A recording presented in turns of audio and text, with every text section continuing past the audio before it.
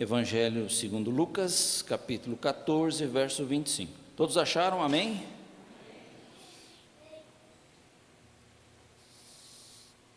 Diz assim a palavra do Senhor: uma grande multidão ia acompanhando Jesus. Este, voltando-se para ela, disse: se alguém vem a mim e ama seu pai, sua mãe, sua mulher, seus irmãos, seus filhos, aliás, primeiro, seus irmãos e irmãs, e até sua própria vida, mais do que a mim, não pode ser meu discípulo. E aquele que não carrega a sua cruz e não me segue, não pode ser meu discípulo. Qual de vocês, se quiser construir uma torre, primeiro não se assenta e calcula o preço, para ver se tem dinheiro suficiente para completá-la? Pois, se lançar o alicerce e não for capaz de terminá-la, todos os que a virem rirão dele, dizendo: este homem começou a construir e não foi capaz de terminar. Ou qual é o rei que, pretendendo sair à guerra contra outro rei, primeiro não se assenta e pensa se com 10.000 homens é capaz de enfrentar aquele que vem contra ele com 20.000? Se não for capaz, enviará uma delegação, enquanto o outro ainda está longe, e pedirá um acordo de paz. Da mesma forma, qualquer de vocês que não renunciar a tudo o que possui, não pode ser meu discípulo. O sal é bom, mas se ele perder o sabor, como restaurá-lo? Não serve nem para o solo, nem para o adubo, é jogado fora. Aquele que tem ouvidos, ouça. Para ouvir, ouça. Amém, amém, Jesus. Então, meus amados irmãos, hoje é dia de batismo, né?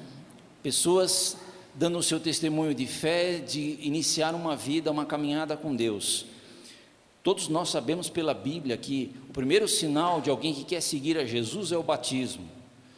Aconteceu com Jesus no Rio Jordão, ele foi batizado para dar exemplo, e todos que iam se convertendo, a gente vai lendo o livro de Atos, percebe isso. A primeira coisa que acontece é descer as águas, é se batizar. Então esse é um primeiro passo, mostra que houve uma mudança, a vida se transformou e a pessoa começa a andar com Deus. Esse aqui é um testemunho público da fé que a pessoa tem em Jesus, que a leva à salvação. Mas Jesus trabalhou bastante sobre a questão da ideia de segui-lo, né? Ser discípulo é ser um seguidor do Senhor Jesus Cristo. E o desafio de todos nós, cristãos, é seguir Jesus, né? Ele é o mestre, então ele ensina, a gente ouve o seu ensino, põe em prática, e pela Bíblia nós vamos aprendendo como que Deus quer que a gente seja parecido com Jesus. É tão bom saber que ele veio a essa terra e viveu, né, irmãos? E o seu exemplo marcou, não só o que ele ensinou, mas a sua vida, suas ações. Então, nós somos desafiados, né? Todos que vão se batizar, vão ser recebidos como membros da igreja, não é somente uma ação religiosa, de tradição, não, é um ato de fé. E caminhar com Deus é um ato de fé, todos os dias da nossa vida. Jesus aqui fala alguns aspectos do discipulado.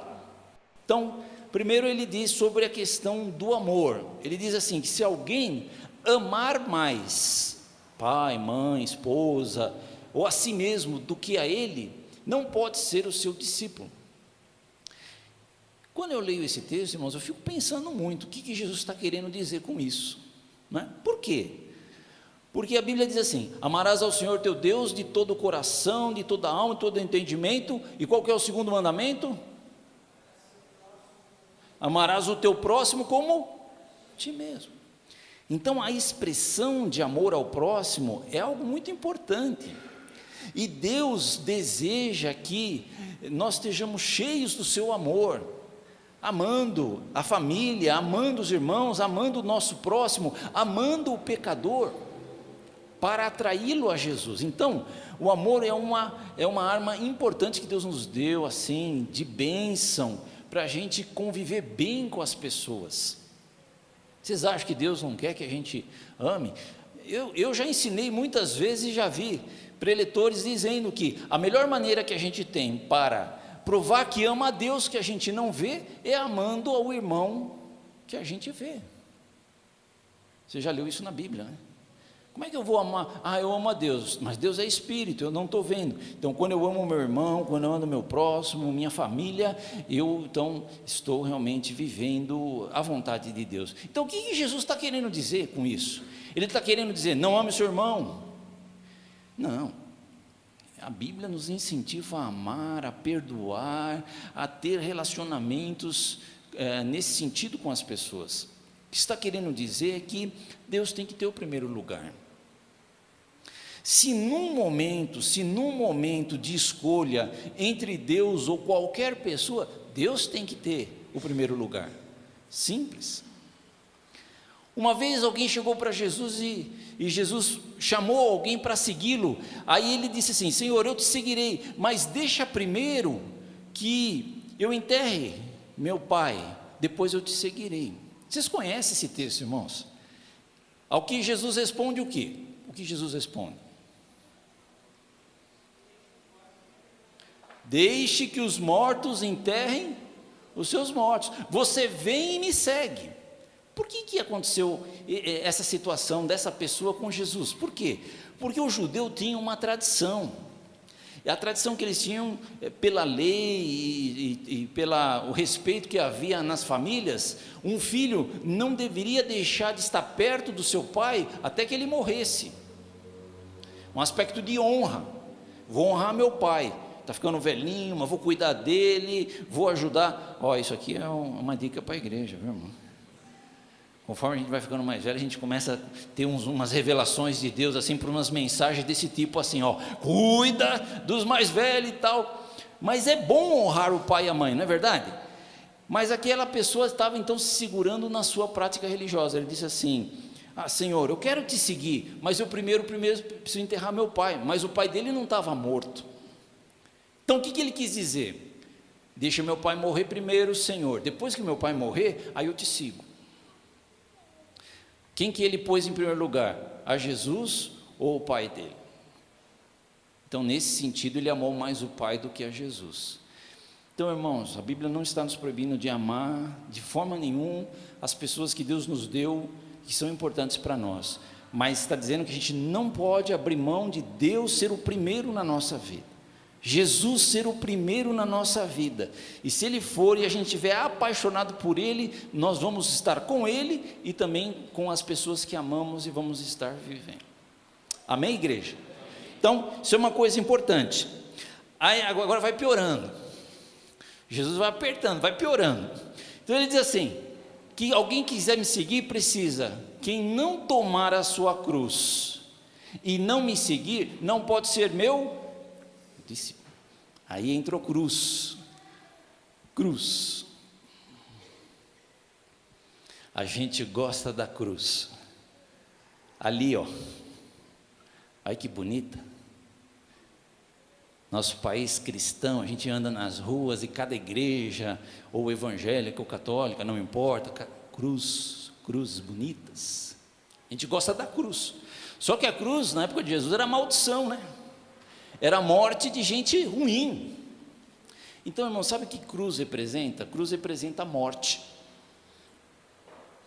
Não adianta a gente falar, cruz, carregar a cruz é assim, enfrentar as dificuldades, enfrentar os problemas. A gente fica inventando um monte de coisa para tentar dizer o que é essa cruz aí. Cruz é morte. Quando Jesus pegou a cruz, ele foi para o Gólgota, ele foi morrer por mim e por você. Cruz é morte. Então Jesus está nos convidando a morrer para o pecado, para o mundo, para as coisas ruins dessa terra, a morrer, né? Paulo escreveu em Gálatas 2:20 dizendo assim: estou crucificado com Cristo. O que ele quis dizer? Eu já morri com Cristo, estou crucificado com Cristo. Agora já não vivo eu, mas Cristo vive em mim. Esse viver que eu vivo na carne, vivo pela fé no Filho de Deus que me amou, me salvou. Então, irmãos, a Bíblia nos convida a morrer. Ser cristão é morrer para o mundo todos os dias. Eu já usei essa ilustração aqui, mas tudo bem, vou usar de novo uma música que eu acho muito interessante, do Thales Roberto, que ele diz assim: todo dia o pecado vem e me chama, todo dia o pecado vem e me chama, mas eu escolho Deus. Ou a gente escolhe o pecado, ou a gente escolhe Deus. Eu escolho Deus, eu escolho Cristo todo dia. Então, meus irmãos, morrer, pense nisso, queridos, igreja, pense nisso, vigia, fale com Deus, entregue a sua vida. Quando você sentir que as tentações estão chegando, entre em batalha espiritual, pratique o jejum, busque o Senhor, porque a batalha é grande. Jesus nunca disse que ia ser fácil.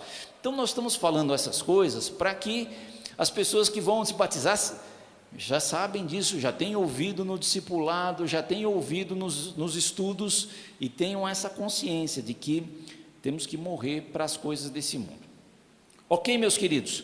Mas aí Jesus fala mais duas coisinhas rápidas aqui para a gente pensar no discipulado, né? Então ele está falando que a vida cristã é como uma construção. Então ele diz assim: olha, quem quer me seguir precisa agir que nem o construtor, que foi começar uma construção, ele precisa sentar primeiro, fazer os cálculos, quanto que eu vou gastar? Você sabe que muita gente gosta de comprar terreno e construir casa, né?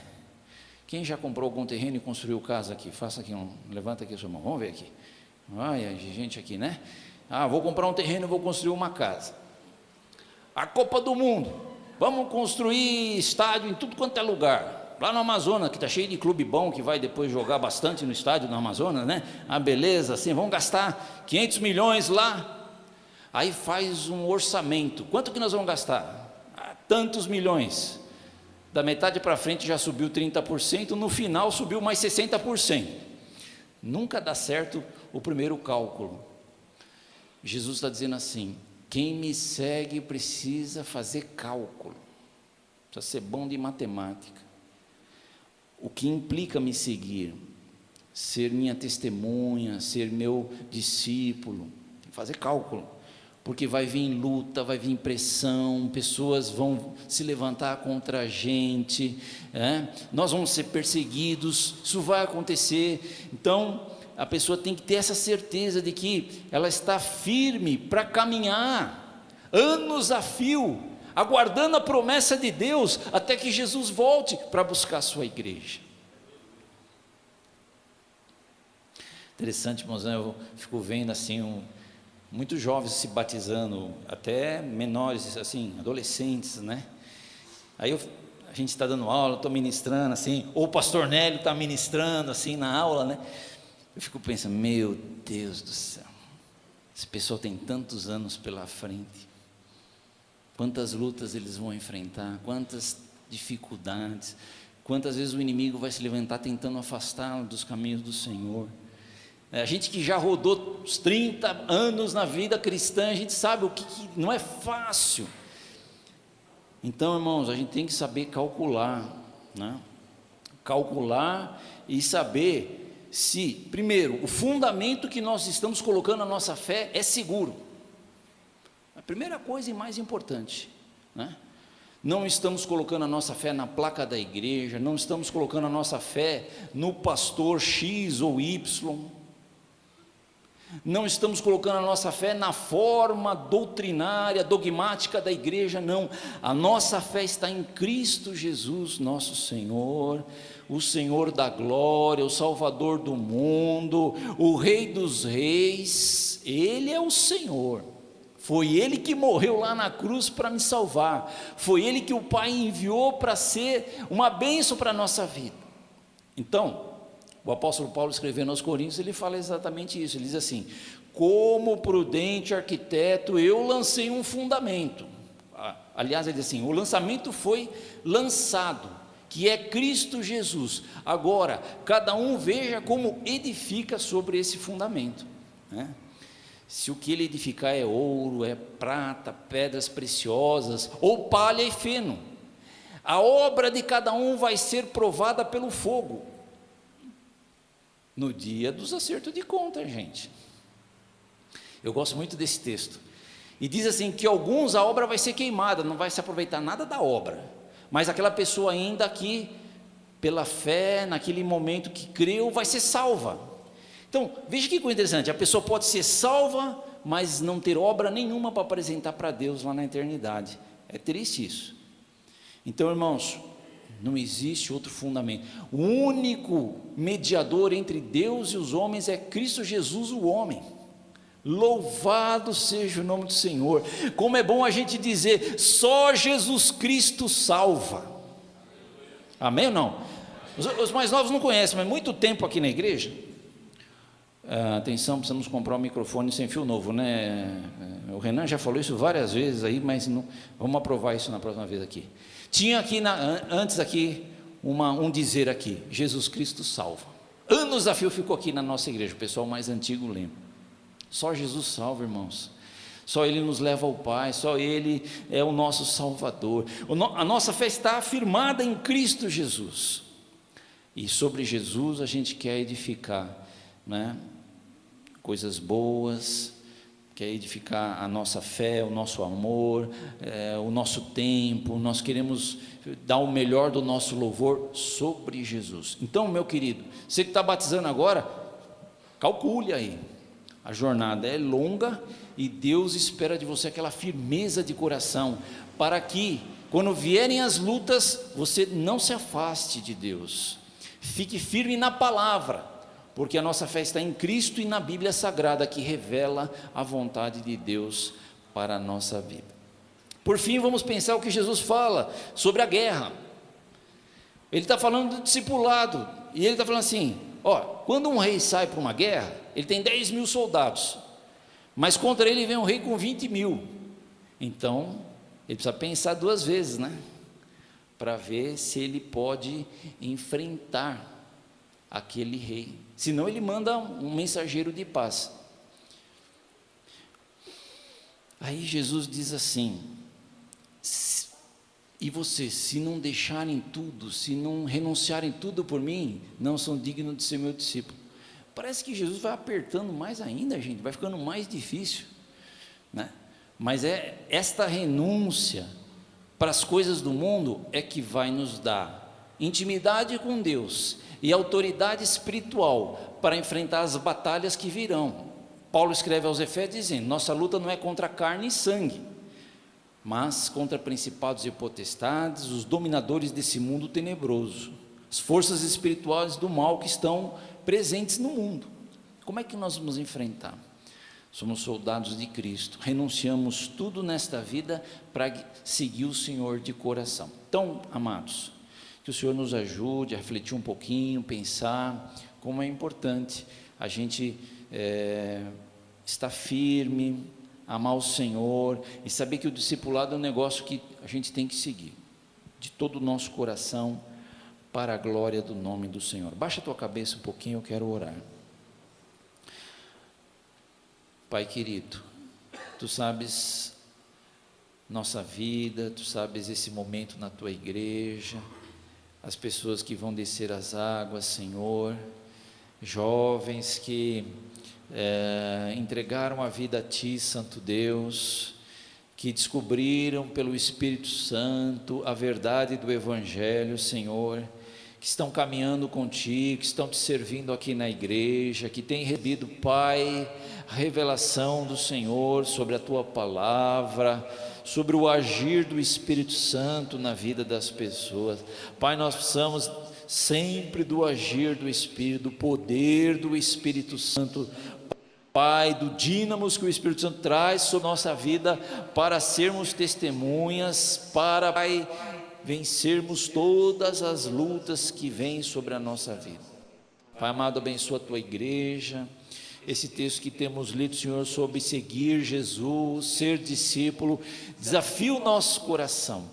Nós cremos, Senhor, que o Senhor nos ajude, que é possível dizer sim e falar, nós queremos o Senhor sobre a nossa vida, reinando para a glória do Teu nome.